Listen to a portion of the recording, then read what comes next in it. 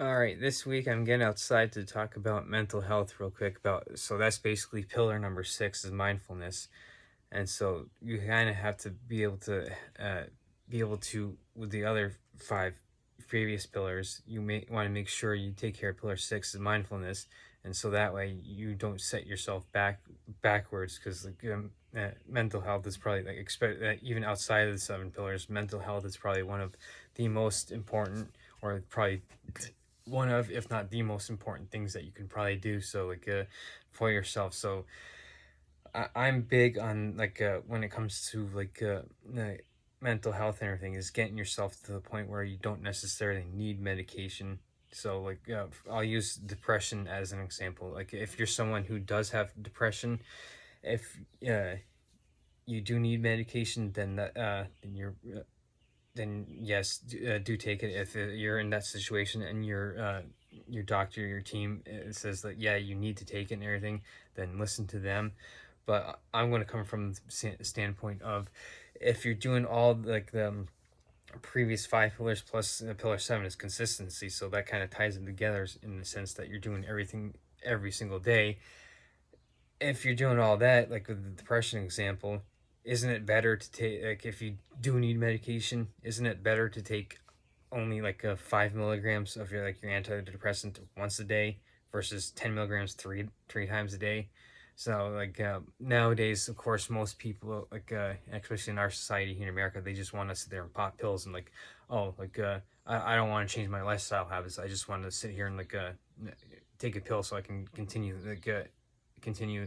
fucking my face with the garbage food, and I don't have to get up off my lazy ass and everything. So that's the unfortunate truth, is that most people don't want to change nowadays.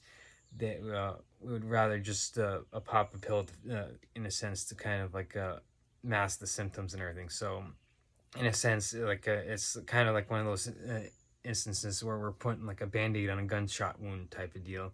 So it gets back to stated in my Screw Average videos, like why aren't you going to sit there and do everything in your power to be able to take your care of yourself, and especially when it comes to this concept of taking care of your mental health and everything, because if you don't later in life, you're going to reap the consequences. And if you don't do stuff especially for your mental health, it's going to be such a negative impact on your life that it isn't going to be necessarily a good idea to just continue to sit there and oh well, everything's fine and dandy, I'll just take a pill and pop pills to mask the symptoms and everything, instead of actually taking steps necessary to kind of actually fix the problem, if not alleviate it to the point I said, with the antidepressant to help with your depression.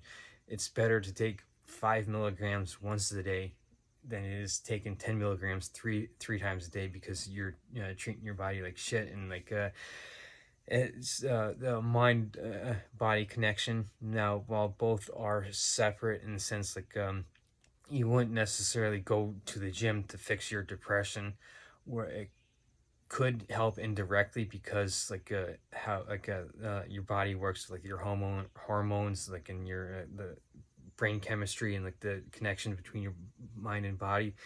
It will getting to the gym and taking care of yourself physically will help in an indirect way. But in a sense, what I like to say is when it comes to especially mental health, is you need to unfuck yourself up here to be able to enjoy everything else and everything. So for instance, uh, whether it's depression, or if you're someone like me who had to go through addiction, it's always a good idea to, like I said, unfuck yourself mentally, so that way you can actually get yourself into a better position physically. Now everything is in a sense connected, because the adage, you are what you eat, with the me getting further into nutrition before, nutrition is going to help indirectly with your mental health, because the better you eat, the better you're going to feel. And it's going to help boost your mental health, and it's going to help you in with your training, just like training is going to help you with your mental health. But you kind of, in a sense, the reason why they're separate is that you wouldn't necessarily go to like the gym to get diagnosed for like a mental disorder. So like whether it's like alcohol or drug abuse, or it's depression, or it's anxiety, or any of the plethora of disorders that's out there, you'd want to get into like the medical field and get professional help for that. And so that way, like you can, get to know like, okay, well, uh what's wrong with me? Do I have depression, or like am I just someone like maybe like suffers from seasonal depression or something, or like so it's always good to get yourself get with the medical team to figure stuff out, so that way you actually have that foundation of where to start and everything. So like like I said, whether it's depression, anxiety, or like if you're someone like me who had gone through alcohol or drug abuse and everything. Now, like I say you want to get professional help and everything, and you don't necessarily want to go to like a religious organization like AA or something. You want to get professional help first. Now, like, can religion help? Yes, but it isn't the go-to that you want to for your mental health, because like you wouldn't necessarily go to like Muslims or Islam for to get a cure for your depression. You wouldn't go to like the Jews to get help with your anxiety. So like this is why I'm big on like let's not put the cart before the horse. Let's get professional medical help first, and then if that leads you down the road of the Jewish road or the Muslim route, or like Christianity or any other religions, and you do find that that actually does help, that's great. But don't put, like I said, don't put the cart before the horse. And like so that's like I'm big on like you don't like want to do the religion first for your mental health. You want to get the professional medical help first, so that way you can, in a sense, unscrew yourself mentally. And so uh, that's like the big thing, like with getting help with mental health, is getting professional help first. Like and unfortunately, even nowadays, it's still looked down upon. Like oh, like you've seen a therapist, oh, look at you, you're so bad. Like fuck that and everything. If people are like that, then like get rid of them. Like getting professional help for like your mental health, and like getting yourself on like a even keeled to mentally, to be able to in a sense enhance your other seven pillars, like your training, your mobility, like which I went over like last week with like a basic flow you can do for yoga. Like you can get your nutrition in check. Everything is so interconnected, yes, but like you kind of have to in a sense deal with them separately. So like in like this regard, like getting with your mental health, getting the professional help. So like big things that like you can do outside of getting medical help, medical professional help for your mental health, is like you can do meditation. There's like guided meditations that you can get into here on YouTube, or you can do like what I do is like journaling. So like the easiest thing to do is go like to some place like Walmart, pick up notebook, pick up like a mechanical pencil, and some like of the graphite that you use to write. You end up spending 15-20 bucks, and you're set for like several months. So like you just sit there, and like, at the end of the day, you sit there, you date it, like okay, like today is like August 24th or whatever. You just sit there, date it, and then you just start on one page. You just write on the whole, like how your day went, like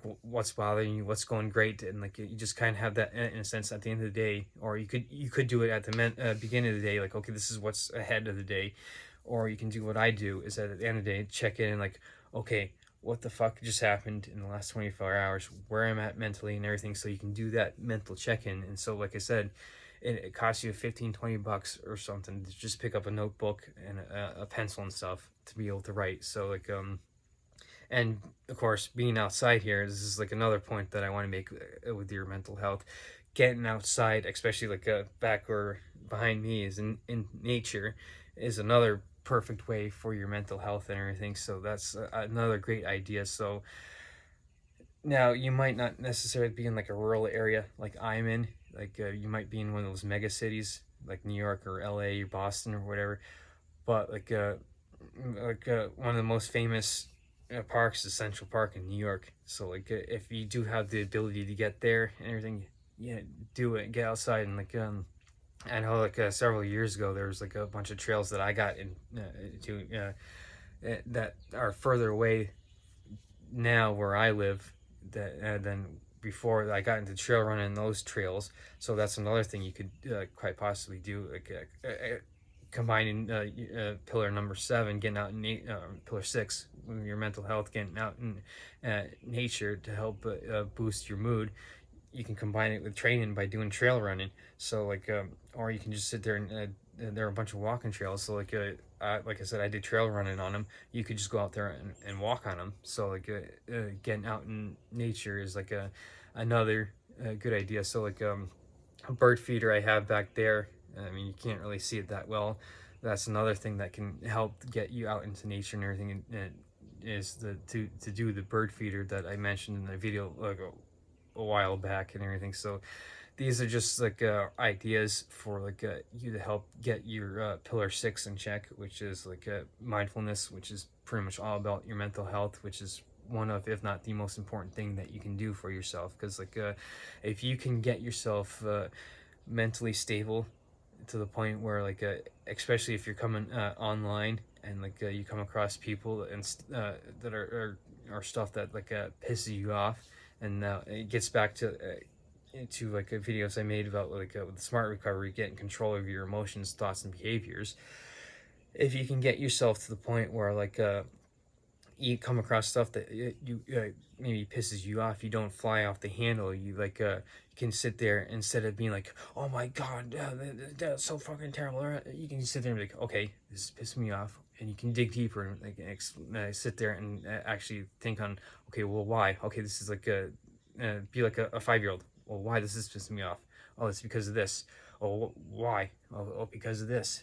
Why? Why? And you just go, in a sense, deeper and deeper and everything. So that way you can do that mental check-in, because the adage, if you don't control your emotions are going to control you. So this is why, again, control of your mental health is so important, is because it gives you control of your emotions, which controls your behaviors, and to start it off with your thoughts and everything. You want to be able to control them, because like I said, if you don't control those, then those will control you. So because you can't necessarily eradicate all your emotions. What you can do is learn to control them, though. So can you eradicate getting angry at something or anything?